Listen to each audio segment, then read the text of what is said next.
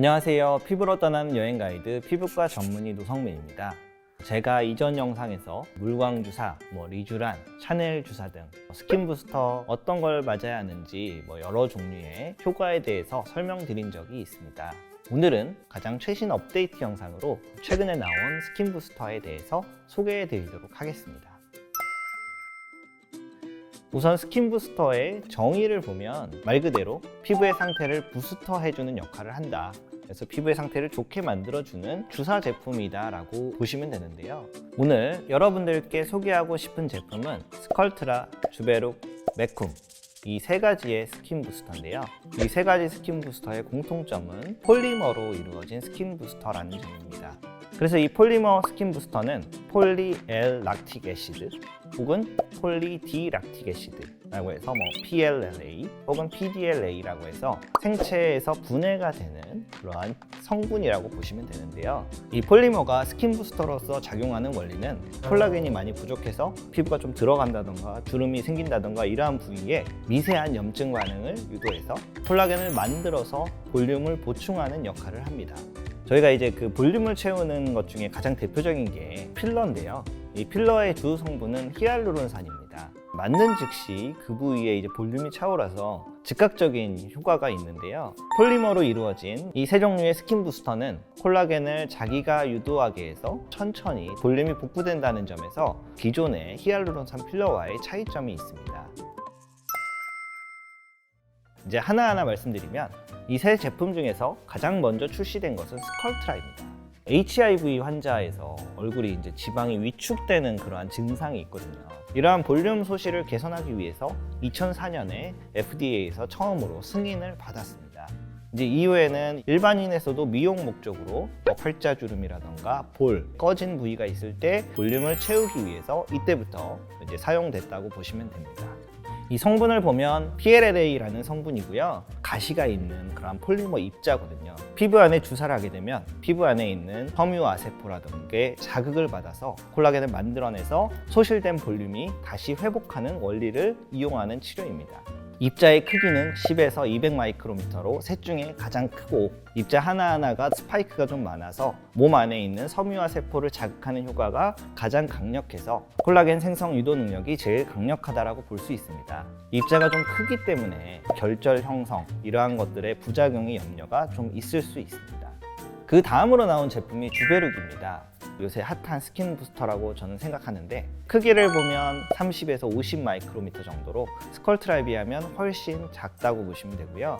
모양도 원형에 가까워서 이 가시가 많은 스컬트라에 비하면 섬유아세포를 자극하는 정도가 좀 약하다고 볼 수 있습니다. 거꾸로 이제 장점은 잘 녹고 결절 등의 부작용이 발생할 가능성이 훨씬 적다라고 보시면 됩니다.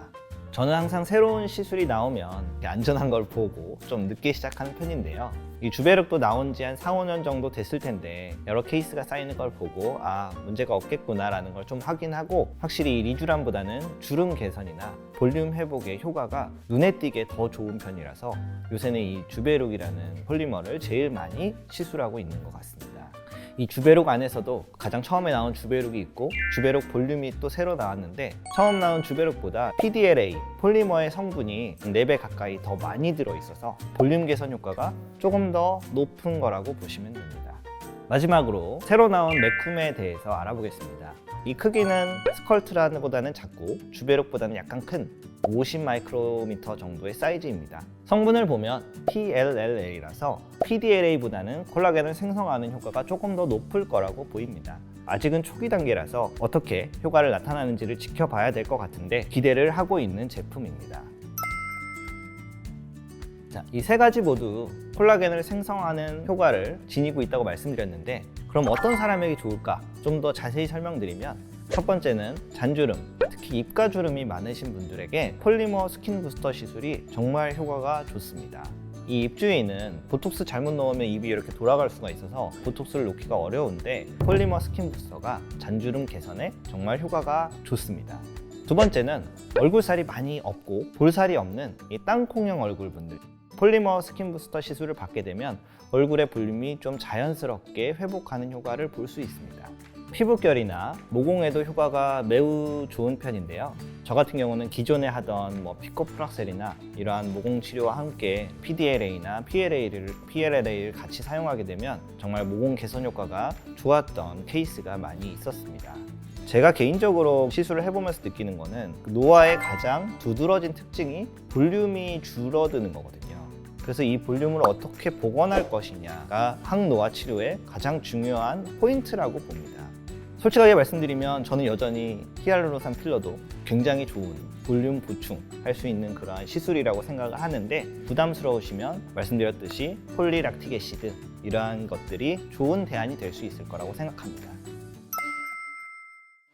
오늘 설명드린 내용을 간단히 요약하면 스컬트라, 주베룩, 메쿰 모두 폴리-L 혹은 폴리-D 락틱 애시드 성분이고 피부 안에서 섬유화 세포를 자극해서 콜라겐 생성을 유도하는 역할을 해서 결과적으로 볼륨을 보충한다 라고 설명을 드렸고요. 스컬트라는 입자가 크고 콜라겐을 생성하는 유도가 너무 강력하다 보니까 크기가 작은 주베룩이 그 다음에 나왔다고 보시면 되고요. 안전성이나 이런 게 훨씬 좋지만 효과가 스컬트라에 비해 많이 떨어져서 메쿰이라는 제품이 나왔다고 보시면 됩니다. 이상으로 오늘 내용 도움되셨다면 좋아요, 구독 눌러주시고요. 저는 여러분들이 궁금한 그 내용으로 다시 찾아오겠습니다. 궁금한 부분이 있으면 댓글 달아주시고 많은 시청 바랍니다. 끝!